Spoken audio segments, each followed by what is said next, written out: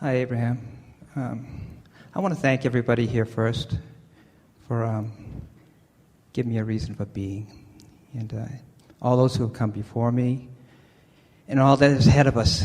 I'm focused, driven from inside to just be conscious all the time, which is such a joy.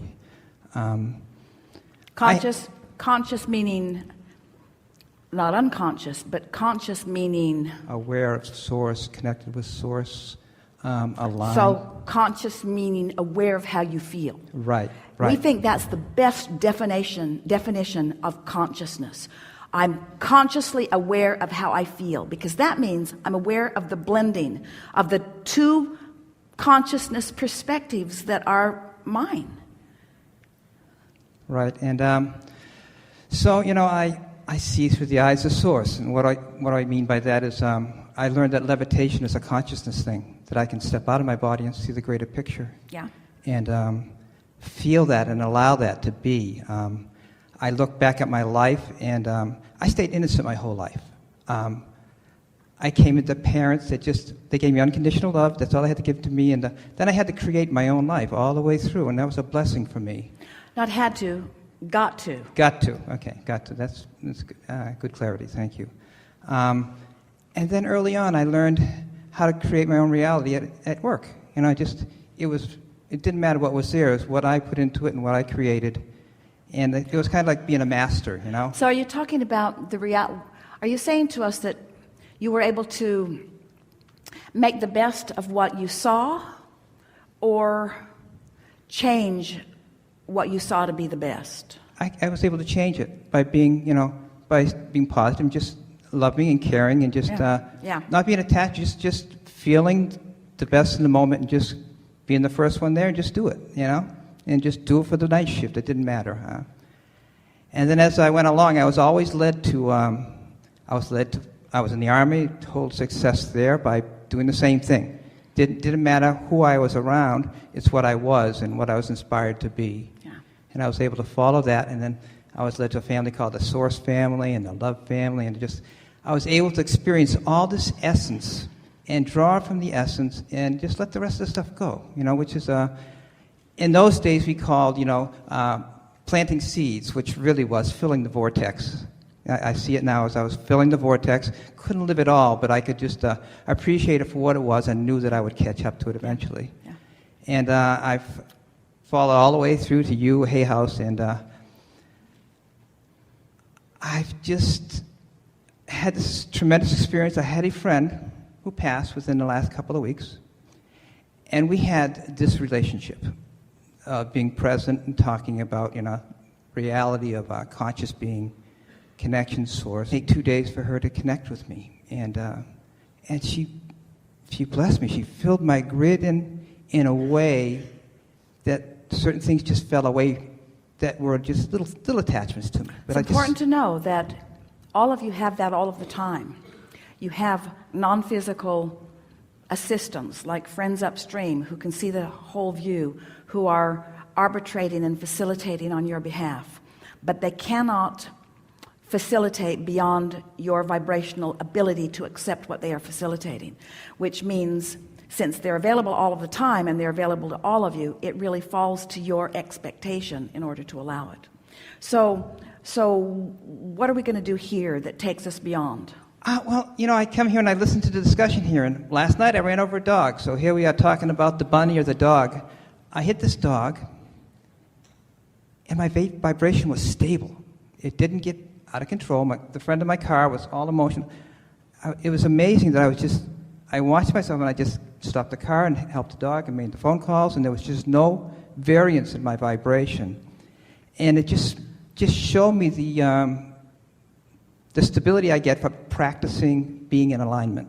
And it was just a great experience to experience. How often do you run over dogs?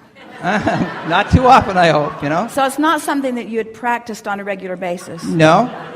And how do you think that your friend making a transition a couple of weeks ago had something active that was different going on in your vibration that would be part of that vibrational mix? I don't think that was it. I think that This dog... You just think it was a random dog? No, I don't think it was random. I don't think it was random either. I think in my alignment, it turned out that this dog had just been transported from a place that had lived for a long time, and the dog was unhappy and got out of the house and escaped. And I have a feeling that I was just, I know eternal, there's no death. So you were a cooperative component. I was a cooperative component to what? in the situation. A cooperative component. The dog says, your dog ran, I'm ready to go. A cooperative component to what?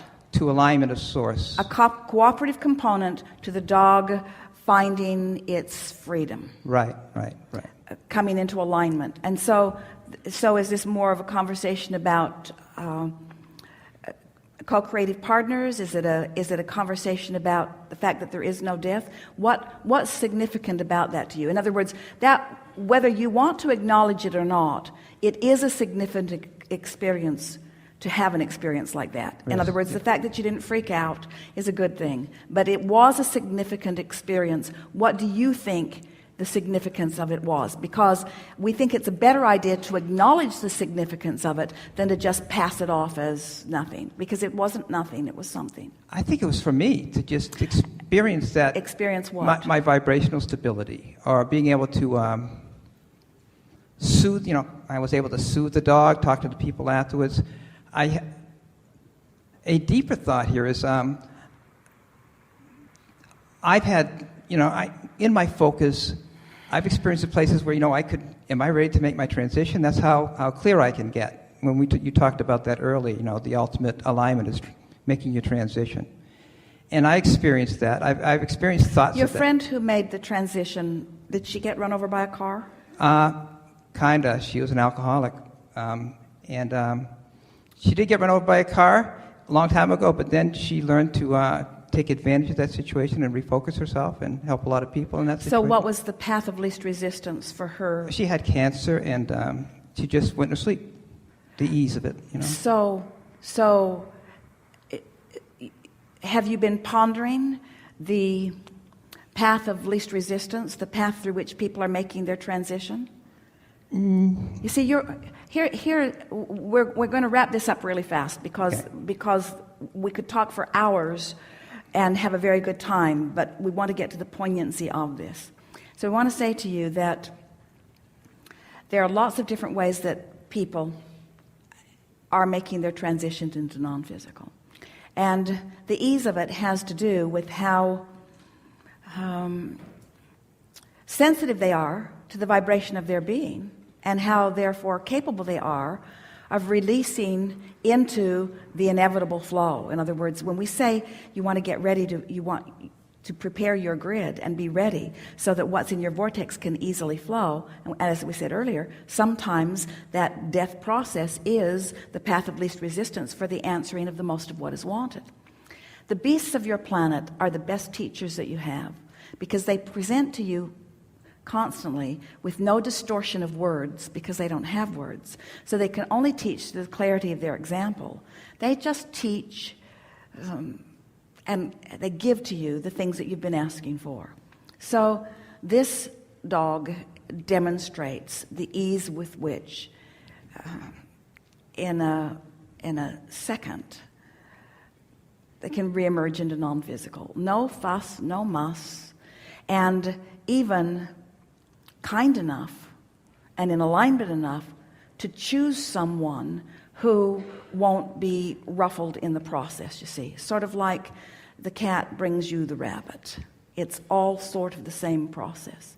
It's source energy, you're right, letting you know that you are a co-creative partner in all of this.